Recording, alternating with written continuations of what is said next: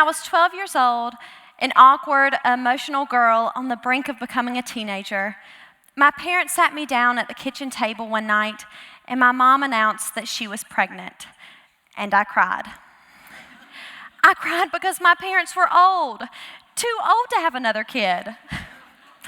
After all, my little brother had just turned 3 and was finally transitioning into a little human instead of a scary, puking baby. But I pushed my shallow teenage thoughts to the side and began emotionally prepping myself for a baby. On April 25th, 2005, Lindsey Marie Hiers was born. Almost immediately, the doctors knew that there was something different about Lindsey. They spent weeks doing tests and making hypotheses, but nothing seemed to fit. After a month in the hospital, Lindsey was able to come home with us if we promised not to break her. Lindsey was an instant hit as she was adorable, happy, and not a crier. But not only was she not a crier, Lindsey was practically silent. At the age of 3, Lindsey was not talking, and we were always encouraging her to use her words.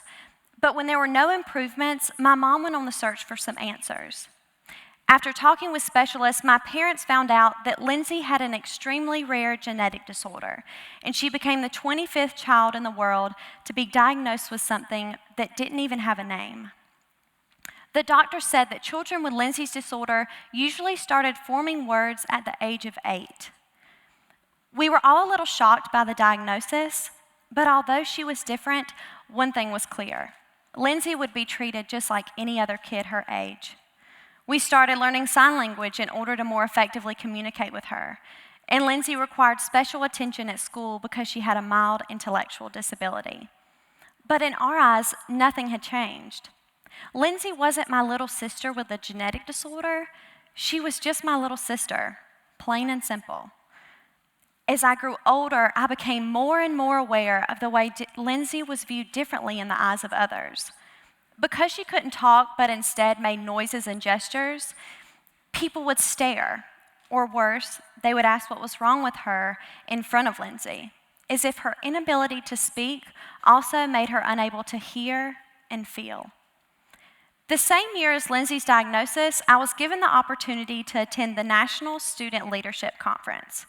There I took a course focused on diversity, where we learned that using the words gay and retarded in phrases such as, "that's so gay," or "this is so retarded," we're making them synonyms with the word stupid.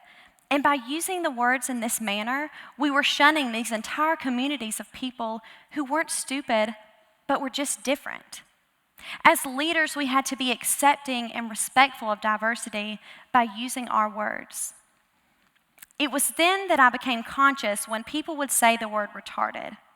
People mimicking what they heard Eminem rap about and Daniel Tosh joke about.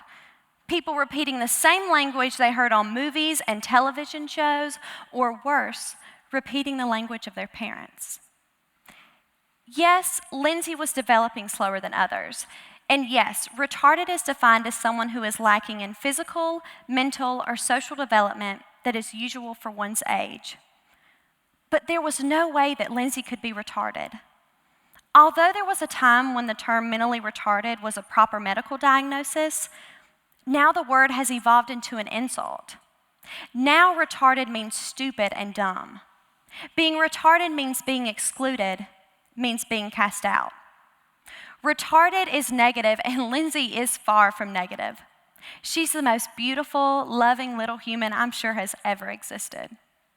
But not everyone knows Lindsey, nor do they have a Lindsey in their life. It became my responsibility as her big sister to stand up for Lindsey, for a child who physically could not tell people how the R word made her feel. What if people looked at you differently the way people look at Lindsey differently? What if someone made a joke about your big nose? Imagine if your big nose was a universal joke. You heard jokes about your big nose when you turned on the radio or the television, when you rented a movie, or when you got on the bus. You were no longer human. Your beautiful smile and your great personality no longer mattered because you were reduced to being nothing but your big nose. As Lindsey was learning to talk, I watched her struggle to tell me what exciting thing had happened at school that day or what our brother had done to make her so mad. But you see, when you say the R word, you are defining people with intellectual disabilities, people like Lindsey, by one aspect of their being. You're lessening them to be nothing more than their differences. We must adjust our language to reflect respect for those with disabilities. We must adjust our language to embrace those for who they are, not for what they have. As Lindsey was learning to talk, I watched her struggle to tell me what exciting thing had happened at school that day or what our brother had done to make her so mad. Every day, she was encouraged by teachers, speech therapists, and family to use your words. Well, now it's our turn. Let's use our words to understand those who are different, not to label them. Let's use our words to include others, not to exclude them.